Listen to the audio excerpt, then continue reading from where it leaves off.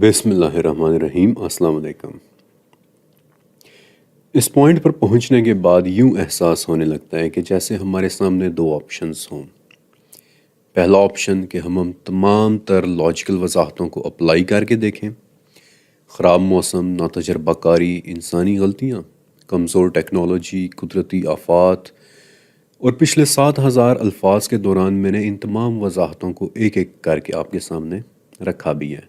لیکن پھر بھی مجھے اس بات کا پورا یقین ہے کہ ان تمام تر وضاحتوں میں آپ کو کہیں بھی کوئی بھی اطمینان بخش جواب نہیں ملا ہوگا۔ لہٰذا یہاں سے آگے اب میں آپ کے سامنے ایک ایسی وضاحت، ایک ایسی تشریح رکھنے والا ہوں جس میں آپ کو Bermuda try angle, Japan try angle اور الاسکا ٹرائی اینگل سے کہیں زیادہ سوالات کے جوابات مل جائیں گے۔ اور اس وضاحت کا سب سے پہلا ٹریس ملتا ہے برمودا اور جاپان ٹرائی اینگل میں گم ہونے والے دو پائلٹس کی گفتگو میں۔ وہ گفتگو جو انہوں نے اپنا جہاز غائب ہونے سے پہلے کنٹرول ٹاور کے ساتھ کی تھی، اور خوش قسمتی سے اس گفتگو کا ہمارے پاس ریکارڈ موجود ہے۔ پہلا ٹریس جاپان ٹرائی اینگل میں گم ہو جانے والے پائلٹ ونگ کمانڈر شیرو کاواموٹو کی ٹرانسکرپٹ میں ہے۔ وہ ٹرانسکرپٹ ہربی برینن اور ڈیوڈ وائٹ نے اپنی کتاب سیریسلی ویئرڈ ٹرو سٹوریز میں لکھی ہے، اور اس کتاب کو 1997 میں ہپو پبلشرز نے لندن سے شائع کیا تھا۔ اس کتاب میں جاپان والے پائلٹ کی آخری کمیونیکیشن کا ٹرانسکرپٹ لکھا ہوا ہے، اور اپنی اس آخری کمیونیکیشن میں پائلٹ کے آخری الفاظ ہیں: آسمان میں کچھ ہو رہا ہے، آسمان کھل رہا ہے۔ اور دوسرا ٹریس برمودا ٹرائی اینگل میں غائب ہونے والی فلائٹ 19 کے فلائٹ لیڈر لیفٹیننٹ چارلز سی ٹیلر کے ٹرانسکرپٹ میں ہے۔ اس ٹرانسکرپٹ کو 1962 میں امریکہ کے لیجن میگزین نے پبلش کیا تھا، اور اس ٹرانسکرپٹ کے مطابق پائلٹ کے آخری جملوں میں سے ایک جملہ تھا کہ ہم سفید پانیوں میں داخل ہو رہے ہیں، ہمیں نہیں پتا کہ ہم کہاں ہیں، آسمان سبز ہے، نہیں سفید ہے، نہیں سبز ہے، کچھ بھی ٹھیک نہیں لگ رہا۔ اور تیسرا ٹریس جرمنی اور سوئٹزرلینڈ والے واقعات میں ہے، وہ واقعات کہ جہاں نوئرمبرگ اور بیسل شہر کے رہائشیوں نے آسمان میں عجیب و غریب مخلوقات کو لڑتے ہوئے دیکھا تھا، اور وہ ٹریس ان لوگوں نے اپنی رپورٹ کے بالکل شروع میں ہی بتا دیا تھا کہ سورج کے دائیں اور بائیں آدھے دائرے نظر آ رہے ہیں اور سورج کو گرہن لگ رہا ہے۔ برمودا ٹرائی اینگل اور جاپان ٹرائی اینگل میں گم ہوئے دو پائلٹس کے آخری میسیجز سن کر لگتا ہے کہ اس دن انہوں نے اپنی آبزرویشنز کے دوران جو غیر معمولی باتیں ہوتے دیکھی تھیں، ان میں سے دو باتیں آسمان کے متعلق تھیں، اور شاید سب سے اہم بات کہ جو انہوں نے غائب ہونے سے پہلے بالکل آخر میں دیکھی، اسے انہوں نے بالکل اپنی آخری میسیج میں ری لے کیا کہ آسمان بدل رہا ہے۔ پھر جرمنی اور سوئٹزرلینڈ والے واقعات سے ملی لیڈ بھی آسمان اور سورج کے متعلق ہی ہے کہ سورج کی ایک خاص حالت کے دوران آسمان میں ان سیاہ اور سرخ گوروں کو لڑتے ہوئے دیکھا گیا کہ جو 1 گھنٹے تک لڑتے نظر آ رہے تھے اور پھر اچانک نظر آنا بند ہو گئے۔ یہ بات بہت اہم ہے کہ انہوں نے یہ واقعہ سورج کی طرف ہوتے دیکھا تھا، اور وہ بھی تب جب سورج کو گرہن لگا ہوا تھا اور دوسرے موقع پر سورج کے گرد آدھے دائرے موجود تھے۔ پھر ایک بہت اہم لیڈ جو برمودا ٹرائی اینگل میں گم ہوئی فلائٹ 19 کے کیس سے ملتی ہے کہ 5 جہازوں کا وہ گروپ دن کے وقت اڑا تھا، سورج نکلا ہوا تھا، اور جب ان کے کمپسز یعنی قطب نماؤں نے کام کرنا چھوڑ دیا تو انہوں نے سورج کی پوزیشن کو دیکھتے ہوئے اپنی لوکیشن کا اندازہ لگانا چاہا، اور پھر زمین کی طرف واپس آنا چاہا تو اس حساب سے انہیں مغرب کی طرف جانا چاہیے تھا، کیونکہ انہیں پتا تھا کہ ہماری لوکیشن کے حساب سے زمین مغرب کی طرف ہے، ہمیں اسی طرف جانا چاہیے جہاں سورج غروب ہو رہا ہے۔ لیکن پھر بھی وہ لوگ مشرق کی طرف اڑتے رہے۔ کیا ہو کہ اگر ان گمشدگیوں کا جواب آسمان، سورج اور زمین کے تعلق میں چھپا ہو؟ جب میں نے 40,000 سالوں کا علم ڈاکیومنٹری لکھی تھی تب اپنے انٹرویوز کے دوران میں نے لوگوں سے ایک سوال پوچھا تھا کہ آپ کے خیال میں آسمان کسے کہتے ہیں؟ اس سوال کے مجھے کئی طرح کے جوابات ملے تھے۔ کسی نے جواب دیا کہ جو اوپر نیلی سی چادر نظر آتی ہے وہ آسمان ہے۔ کسی نے جواب دیا کہ دور کہیں بہت دور اوپر جا کر کوئی سفید سی چادر ہوگی، وہ آسمان ہے۔ جبکہ سچ تو یہ ہے کہ آسمان کے یہ نیلا، سفید اور سرخ یہ سب رنگ تو ہماری فضا یعنی ایٹماسفیئر میں موجود گیسز سے پیدا ہونے والے رنگ ہیں، جو سورج کی 7 رنگوں پر مشتمل روشنی کو مختلف انداز میں مختلف طریقوں سے بکھیر دیتی ہے، جس کی وجہ سے کبھی ہمیں فضا نیلی نظر آتی ہے اور کبھی سرخ اور کبھی سفید۔ یہ تو صرف ہماری فضا کے مختلف رنگ ہیں۔ آسمان کی ٹیکنیکل تعریف ایک بہت بڑا پھیلاؤ ہے۔ آسمان ایک ایکسپینشن کا نام ہے، ایک پھیلاؤ کا نام ہے، یعنی وہ پھیلاؤ جو ہمارے سروں کے اوپر سے شروع ہو کر دور کہیں بہت دور کھربوں کھربوں میل تک کی اونچائی پر پھیلا ہوا ہے۔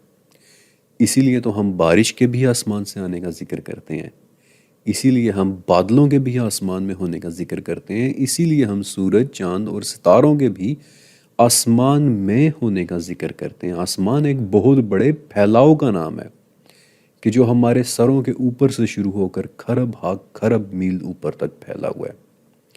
اور اپنی ڈاکیومنٹری 40,000 سالوں کے علم کے پہلے چیپٹر کے اندر میں نے پورے 50 منٹ تک آسمانوں کی تخلیق پر بات کی ہے کہ آسمان کہتے کسے ہیں اور اس کی حدود کہاں کہاں تک ہیں اور پھر ان حدود کے اوپر کیا ہے۔ ہر کلچر اور ہر ایریا آف اسٹڈی کے اندر آسمان کی ٹیکنیکل تعریف یہی ہے، اور ہر کلچر اور ہر ایریا آف اسٹڈی آسمان میں ایسی جگہیں، ایسی انرجی، ایسے راستے، ایسے دروازے، ایسے مٹیریلز اور ایسی چیزوں کے ہونے کا ذکر کرتا ہے جنہیں انسانی آنکھ نہیں دیکھ سکتی۔ انسانی آنکھ انہیں کیوں نہیں دیکھ سکتی؟ کیونکہ انسانی آنکھ کے دیکھنے کی رینج بہت ہی محدود ہے۔ انفیکٹ اتنی محدود کہ اگر ہمارے سامنے اس کائنات میں موجود 2 لاکھ مختلف چیزیں رکھ دی جائیں تو کیا آپ جانتے ہیں کہ ہماری آنکھ ان میں سے کتنی چیزیں دیکھ پائے گی؟ صرف اور صرف 7۔ ہم 2 لاکھ میں سے صرف 7 چیزیں دیکھ پائیں گے۔ یہ جان کر اپنا آپ کافی محدود لگنے لگ جاتا ہے۔ ہماری نگاہوں سے کیا کچھ ڈھکا ہوا ہے، کیا کچھ پوشیدہ ہے۔ ہم اس کائنات کے متعلق جانتے ہی کیا ہیں؟ کتنی ہی باتیں ایسی ہیں کہ جو ہماری نگاہوں سے ڈھکی ہوئی ہیں، چھپی ہوئی ہیں، جنہیں ہم چاہ کر بھی نہیں دیکھ پا رہے۔ اور یہاں پہنچ کر میں آپ کو متعارف کروانا چاہوں گا 19ویں صدی کے ایک برٹش بیالوجسٹ سے جس کا نام تھا آئیون ٹی سینڈرسن۔ آئیون کی زندگی ایڈونچرز کا ایک مجموعہ تھی، اور وہ بھی ایسے ایڈونچرز جو ایک عام آدمی کے ساتھ عموماً ساری زندگی نہیں ہوتے۔ مثلاً اس کے باپ کو کینیا میں ایک ڈاکیومنٹری کی شوٹنگ کے دوران ایک گینڈے نے مار دیا تھا۔ پھر 17 سال کی عمر میں آئیون نے دنیا کا سفر شروع کیا، جس میں سے اس کا زیادہ تر وقت ایشیا میں گزرا تھا۔ اپنی تعلیم کے حوالے سے آئیون نے زوالوجی میں ڈگری حاصل کی تھی اور پھر بعد میں باٹنی میں بھی، اور اس طرح وہ ایک نیچرل سائنٹسٹ بنا اور دنیا میں کیے گئے اپنے ملکوں کے سفر اور قدرت میں پائے جانے والے جانوروں اور جگہوں پر ریسرچ پیپر لکھنے کے حوالے سے ایک مشہور انسان بن گیا۔ اپنے انہی ریسرچ پیپرز کے اندر آئیون نے ایک کانسیپٹ پیش کیا تھا، اور وہ کہتا ہے کہ میں نے اپنی سٹڈیز اور بہت سے ممالک میں اپنے سفر کے دوران دیکھا ہے کہ کچھ جگہیں باقی جگہوں کی نسبت تھوڑی سی مختلف ہوتی ہیں۔ وہاں گریوٹی یعنی کشش ثقل کی قوت اور میگنیٹزم یعنی ہماری زمین کی مقناطیسیت باقی جگہوں کی نسبت تھوڑی سی زیادہ یا تھوڑی سی کم ہوتی ہے۔ بظاہر دیکھنے میں یا پہلی نظر میں ان جگہوں میں کچھ بھی خاص یا منفرد نظر نہیں آتا، کیونکہ ہماری آنکھ نہ تو گریوٹی کو دیکھ سکتی ہے اور نہ ہی میگنیٹزم کو، لیکن ہمارے آلات، ہمارے ٹولز ہمیں اس فرق کے متعلق بتا سکتے ہیں، اور سائنس کی زبان میں ایسی جگہوں کو ہم انوملی ریجنز کہتے ہیں، یعنی وہ جگہیں جہاں فزکس کے قوانین دنیا کے باقی جگہوں کی نسبت تھوڑے سے مختلف انداز میں کام کر رہے ہوتے ہیں۔ آئیون کی ریسرچ کے مطابق یہ مقامات دنیا بھر میں پھیلے ہوئے ہیں اور ان جگہوں میں پیش آنے والے واقعات میں سب سے زیادہ ہونے والا واقعہ نامعلوم گمشدگیاں ہوتی ہیں۔ اب یہ ایک اچھی وضاحت ہے، لیکن اس کے ساتھ ہی ایک بہت بڑا دعویٰ بھی ہے، اور ہم اس دعوے کو ٹیسٹ کریں گے۔ اگر آئیون کی آبزرویشنز اور اس کی تحقیق صحیح ہے کہ ہماری دنیا میں ایسی جگہیں ہیں جہاں ایسی انوملیز پائی جاتی ہیں، یعنی ایسی غیر معمولی جگہیں جہاں گریوٹی اور میگنیٹزم باقی جگہوں کی نسبت مختلف ہوتا ہے، تو 5 بہت ہی اہم سوالات پیدا ہوتے ہیں جن کا جواب دیے بغیر ہم آگے نہیں بڑھ سکتے۔ اور وہ 5 اہم سوالات میں ایک ایک کر کے آپ کے سامنے رکھ رہا ہوں، اور فکر نہ کریں کیونکہ میں ان کے جوابات بھی آپ کو دوں گا۔ پہلا سوال کہ آسان الفاظ میں گریوٹی اور میگنیٹزم کا کیا مطلب ہوتا ہے؟ یہ دونوں چیزیں آخر ہیں کیا؟ دوسرا سوال کہ اگر گریوٹی اور میگنیٹزم واقعی کچھ جگہوں پر مختلف ہیں تو ایسا آخر ہوتا ہی کیوں ہے؟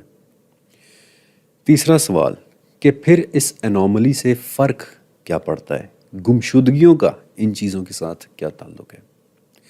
چوتھا سوال کہ اگر گمشدگیاں ہوتی ہیں تو وہ چیزیں آخر جاتی کہاں ہیں؟ اور پانچواں اور شاید سب سے اہم سوال کہ اب وہ گمشدگیاں کیوں نہیں ہوتی؟ یہاں سے آگے ایک ایک کر کے اب میں یہ تمام سوالات آپ کے سامنے رکھوں گا اور آپ کو ان سوالوں کے جوابات بھی دوں گا۔ ان جوابات کے لیے میں آپ کو دنیا کے مختلف ممالک، جنگلوں، غاروں کے ساتھ ساتھ مختلف زمانوں میں بھی لے کر جاؤں گا۔ کبھی میں آپ کو پتھر کے زمانے کا دور دکھاؤں گا اور کبھی اتنا آگے کا مستقبل کہ جب زمانے نے ایک مرتبہ پھر سے پتھروں کی طرف چلے جانا ہے۔ ان جوابوں کی تلاش کے لیے میں آپ کے سامنے تمام علوم کو ایکسپلور کروں گا، اور جب تک ہمیں کسی بات کا تسلی بخش جواب نہیں مل جاتا میں اسے تمام ایریاز آف سٹڈیز میں ڈھونڈوں گا، چاہے وہ سائنس ہو یا تاریخ، چاہے وہ آرکیالوجی ہو یعنی قدیم زمانوں کی کھنڈرات کی سٹڈی، یا پھر ان قدیم ترین زمانوں کے عقائد کی سٹڈی یعنی مذہب۔ پہلا سوال کہ آسان الفاظ میں گریوٹی اور میگنیٹزم کیا ہوتے ہیں اور ہمارے ساتھ ان کا کیا تعلق ہے؟ اس کائنات میں کوئی بھی ستارہ ہو یا پھر سیارہ، یا چاہے کوئی بڑی کہکشاں کیوں نہ ہو، وہ اپنے اندر ایک خاص قسم کی قوت رکھتی ہیں، ایک ایسی قوت جو آپس میں انہیں ایک دوسرے کے ساتھ جوڑے ہوئے ہیں۔ یہ وہ قوت ہے جو دوسرے ستاروں یا سیاروں کو اپنی طرف کھینچتی ہے، اور اسی قوت کا نام ہے گریوٹی یعنی کشش ثقل۔ یہی وہ قوت ہے جس کی وجہ سے ہم زمین پر چلنے پھرنے کے قابل ہوتے ہیں۔ یہی وہ قوت ہے جس کی وجہ سے کوئی بھی چیز اوپر سے نیچے کی طرف گرتی ہے۔ اگر یہ قوت نہ ہوتی تو ہم ہواؤں میں اڑتے چلے جاتے اور کبھی زمین کی طرف واپس نہ آتے۔ یہی وہ قوت ہے جس کی وجہ سے چاند زمین کے گرد گھوم رہا ہے، اور یہی وہ قوت ہے جس کی وجہ سے ہماری زمین سورج کے گرد گھوم رہی ہے۔ اگر گریوٹی ڈسٹرب ہو جائے تو ہماری زمین کا وہ تمام نظام جسے ہم جانتے ہیں وہ بھی ڈسٹرب ہو جائے گا۔ اگر آج اس وقت گریوٹی غائب ہو جائے تو سب سے پہلے ہماری دنیا کی فضا بکھرے گی، اور اس کے بعد اس دنیا پر سے زندگی ختم ہو جائے گی۔ لیکن زیادہ پریشانی کی بات نہیں ہے، کیونکہ ہماری زمین کی گریوٹی طاقتور ہے۔ انفیکٹ اتنی طاقتور کہ باہر خلا میں اس کا اثر تقریباً 15 لاکھ کلومیٹر تک ہو رہا ہے۔ زمین کے گرد جو بھی چیز ان 15 لاکھ کلومیٹرز کے اندر ہوگی وہ دھیرے دھیرے زمین کی طرف کھینچی چلی جائے گی، اور جو بھی چیز ان 15 لاکھ کلومیٹر سے باہر ہوگی وہ دھیرے دھیرے ہم سے دور ہوتے بالآخر باہر کی خلاؤں میں ہمیشہ کے لیے گم ہو جائے گی۔ اور میگنیٹزم، آسان الفاظ میں میگنیٹزم کیا ہوتا ہے؟ اگر میں آپ سے ایک سوال پوچھوں کہ بالفرض آپ زمین کو کھودنا شروع کریں تو آپ کے خیال میں آپ کو کیا ملے گا؟ یہ بات تقریباً ہم سبھی بچپن سے سوچتے چلے آئے ہیں کہ اگر ہم زمین کھودنا شروع کریں تو ہو سکتا ہے کہ ایک دن ہم زمین کے دوسری طرف سے نکل آئیں، لیکن یہ سچ نہیں ہے۔ سچ سن کر شاید آپ حیران رہ جائیں۔ آج تک انسان نے جو سب سے گہری کھدائی کی ہے وہ تقریباً 12 کلومیٹر ہے، اور اس کھدائی کو کرنے میں بھی 20 سال لگے تھے۔ لیکن سچ کہوں تو وہ کھدائی صرف زمین کی سطح کھرچنے کے جیسی تھی۔ زمین کی تہیں اس سے کہیں کہیں زیادہ گہری ہیں۔ بہرحال اس کھدائی کے دوران جو چیزیں ملیں وہ چٹانیں، پتھر اور مختلف قسم کی دھاتیں تھیں۔ ایسی دھاتیں جو میں اور آپ روزمرہ کی زندگی میں دیکھتے ہیں، مثلا لوہا، کوئلہ، تانبا وغیرہ، اور زمین کے 100 کلومیٹر نیچے تک آپ کو یہی چٹانیں، پتھر اور کچھ ایسی دھاتیں ملیں گی۔ لیکن پھر 100 کلومیٹر سے نیچے ایک جہنم آباد ہے، پگھلا ہوا، ابلتا ہوا، کھولتا ہوا لوہا کہ جو اتنا گہرا ہے کہ مزید 3000 کلومیٹر کی گہرائی تک بھی ختم نہیں ہوتا۔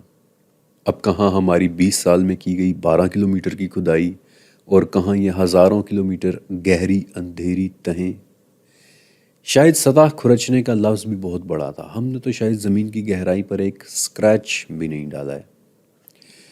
بہرحال ان جہنم جیسی گہرائیوں میں ایک بات بہت اہم ہے کہ یہ پگھلا ہوا لوہا گھوم رہا ہے، اور اس کے گھومنے کی وجہ سے ہماری زمین ایک طرح کا مقناطیس بن جاتی ہے، اور بالکل کسی بہت بڑے مقناطیس کی طرح یہ اپنے گرد ایک قسم کا حصار بنا لیتی ہے، ایک قسم کی میگنیٹک فیلڈ۔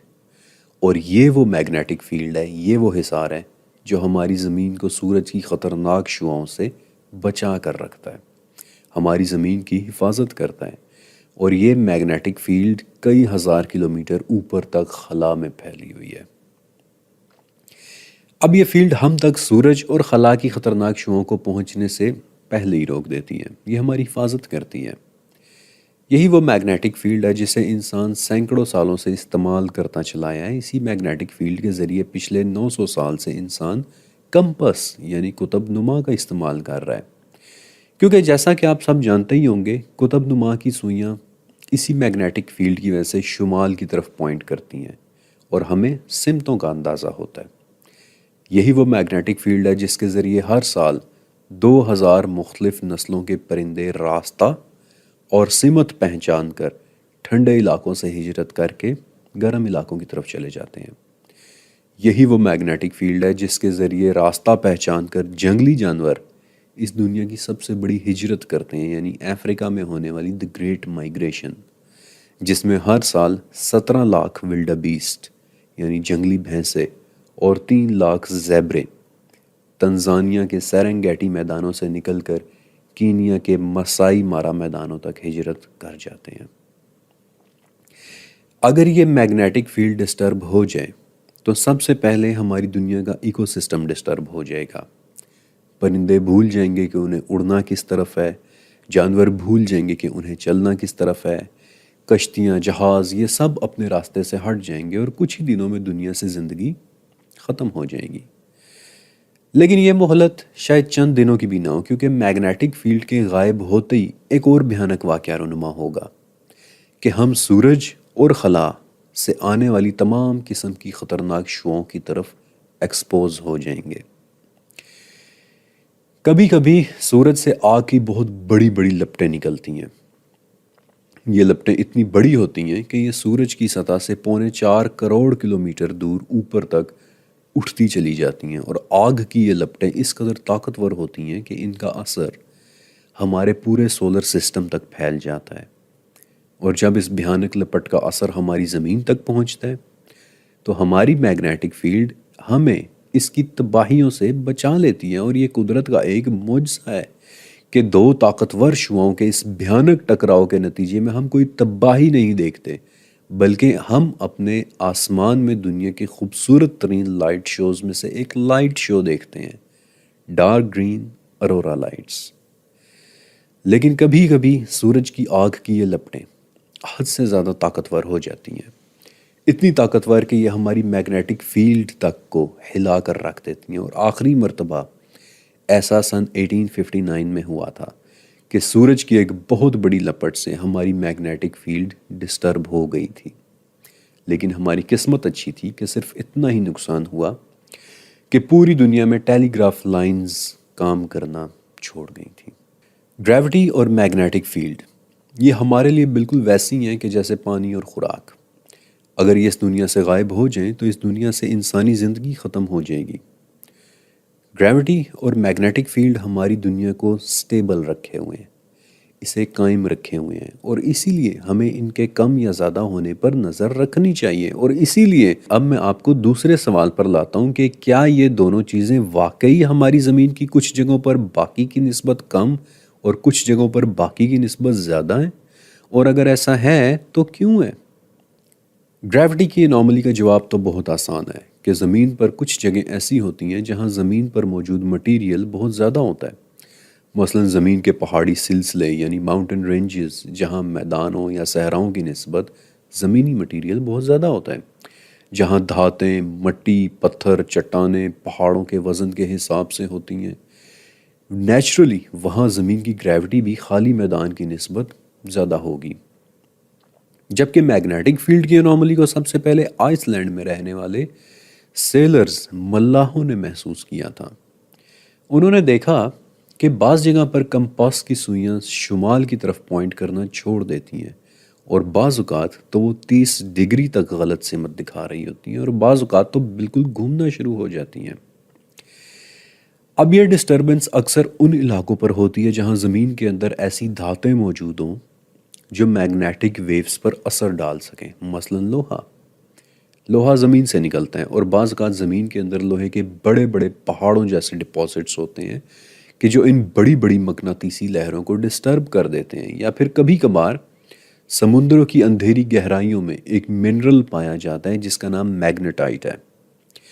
یہ منرل انتہائی میگنیٹک ہے، اور کبھی کبھار اس کی بڑی مقدار اتنی زیادہ میگنیٹک فورس پیدا کرتی ہے کہ وہ ہماری زمین کے حصار تک پر اپنا اثر ڈالنا شروع ہو جاتی ہے۔ اب یہ تو پتہ چل گیا کہ گریوٹی اور میگنیٹک فیلڈ کم یا زیادہ ہو سکتے ہیں، ہمیں اس کی وجہ بھی پتہ چل گئی، اور تمام گمشدگیوں میں جو ایک بات آپ کو ہر جگہ کامن نظر آئے گی وہ ان چیزوں میں ڈسٹربنس ہے۔ مثلا تقریباً سبھی رپورٹس میں گم ہونے والوں نے بتایا ہے کہ ان کے کمپس کام کرنا چھوڑ گئے ہیں، جس کا عام زبان میں یہ مطلب ہے کہ وہ ایک میگنیٹک انوملی والی جگہ میں داخل ہو چکے تھے۔ اور یہی بات ہمیں اپنے تیسرے سوال تک لے کر آتی ہے کہ اس کمی و بیشی کا گمشدگیوں سے کیا تعلق ہے؟ اس سوال کا جواب شاید آپ کو بہت دلچسپ لگے۔ میں، آپ اور ہر وہ چیز جسے ہم دیکھ سکتے ہیں، چھو سکتے ہیں، کھا سکتے ہیں، پی سکتے ہیں، سونگھ سکتے ہیں، ہماری دنیا یا اس کائنات کی کوئی بھی چیز جو ہمیں نظر آ رہی ہے یا محسوس ہو رہی ہے وہ کسی نہ کسی مادے سے بنی ہوئی ہے۔ آپ کو یاد ہوگا کہ اسکول میں ہم سب کو مادے کی 3 حالتوں کے متعلق بتایا گیا تھا کہ کوئی بھی چیز 3 حالتوں میں ایگزسٹ کر سکتی ہے: ٹھوس، مائع اور گیس وغیرہ۔ یہ سب مادے کی شکلیں ہیں۔ انگلش میں اس مادے کو میٹر کہتے ہیں، اور اسی لیے ہم اپنی دنیا اور کائنات کو مٹیریل ورلڈ یا مادی عالم کا نام دیتے ہیں۔ اسی لیے تو جب کوئی شخص دنیاوی چیزوں کے پیچھے بہت بھاگنے والا بن جائے تو ہم اسے مادہ پرست کہنے لگ جاتے ہیں، یعنی کوئی ایسا شخص جسے صرف ظاہری چیزوں کی طلب ہو۔ لیکن یاد رکھیے گا کہ ہر چیز کی ایک الٹ ہوتی ہے، ایک ضد ہوتی ہے۔ مثلا صبح کی الٹ ہے رات، خشک کی الٹ ہے گیلا، خوشی کی الٹ ہے اداسی، یا آگ کی الٹ ہے پانی۔ اسی طرح قدرت کے اس اصول کے مطابق مادے کی بھی الٹ ہونی چاہیے تھی، اور اسی طرح کانسیپٹ پیدا ہوا اینٹی میٹر کا کہ ہو نہ ہو مادے کی کوئی نہ کوئی الٹ ضرور ہوگی۔ اور سچ تو یہ ہے کہ واقعی مادے کی الٹ ہے بھی، لیکن اس الٹ کو دریافت کرنا، اس کا ثبوت پیش کرنا انسانی تاریخ کے مہنگے ترین تجربات میں سے ایک تجربہ تھا۔ وہ کتنا مہنگا تھا؟ اگر آپ ہزاروں یا لاکھوں روپوں یا ڈالرز میں سوچ رہے ہیں تو آپ بہت غلط ہیں۔ اگر آپ کروڑوں یا اربوں روپوں یا ڈالرز میں سوچ رہے ہیں تو بھی آپ کا اندازہ غلط ہے۔ اس وقت اینٹی میٹر ہماری دنیا کی مہنگی ترین چیز ہے، اور صرف 1 گرام اینٹی میٹر بنانے کا خرچ $62.5 ٹریلین ہے۔ لیکن اگر آپ یہ سوچ رہے ہوں کہ شاید ہی کوئی ایسا ملک ہوگا جس نے کبھی یہ کوشش کی ہو تو آپ پھر سے غلط ہیں۔ انسان اس مہنگی ترین چیز یعنی اینٹی میٹر کو 2 مرتبہ بنانے کی کوشش کر چکا ہے۔ 1995 میں جب تاریخ میں پہلی مرتبہ سوئٹزرلینڈ میں دنیا کی سب سے بڑی لیبارٹری کی سب سے بڑی مشین میں اینٹی میٹر بنایا گیا تھا، لیکن اس پر ہماری فزکس کام نہیں کرتی، وہ بنتے ہی دھماکہ کر جاتا ہے۔ بہت مشکل سے اسے صرف 17 منٹ کے لیے پرزرو کیا جا سکا تھا۔ اینٹی میٹر کے متعلق آپ کو بتانے کی ایک وجہ تھی۔ اور وہ یہ تاکہ آپ جان لیں کہ اس کائنات میں صرف میٹر ہی ایگزسٹ نہیں کرتا، بلکہ اس کائنات میں مادوں کی ایسی ایسی اقسام ہیں کہ جن کی فطرت، جن کی نیچر بالکل مختلف ہوتی ہے۔ ان پر ہمارے میٹر والے فزکس کے قوانین لاگو ہی نہیں ہوتے، ہمارے لیے وہ میٹر کی نامعلوم اقسام ہوتی ہیں، اور ان نامعلوم اقسام کے مادوں کی دریافت سے شروع ہوتا ہے اس چیپٹر کا ایک بہت ہی دلچسپ حصہ۔